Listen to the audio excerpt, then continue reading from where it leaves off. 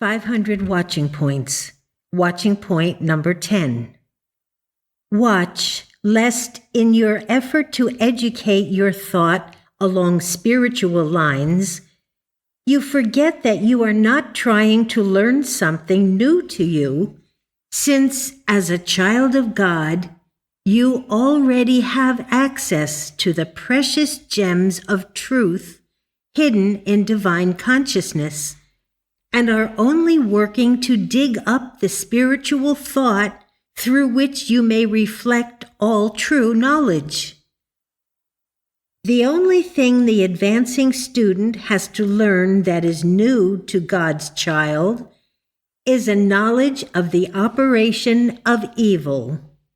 And this should be a disappearing knowledge, since when one has disposed of evil, he should no longer carry along a knowledge of its operation. A man suffering from amnesia or loss of memory is not trying to learn something. He does not need an education.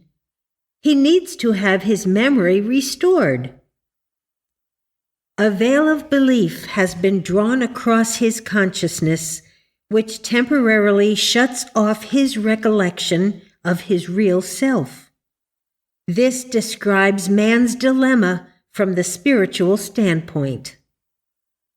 Man has not really lost his spiritual selfhood and its relation to God. He has merely lost sight of it.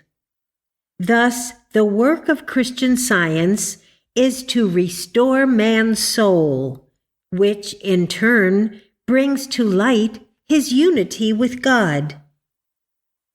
Everyone's salvation becomes possible since the knowledge of God is not something that must be learned so much as something that must be remembered. The Bible speaks about this in 2 Peter 3, verse 1. I stir up your pure minds by way of remembrance.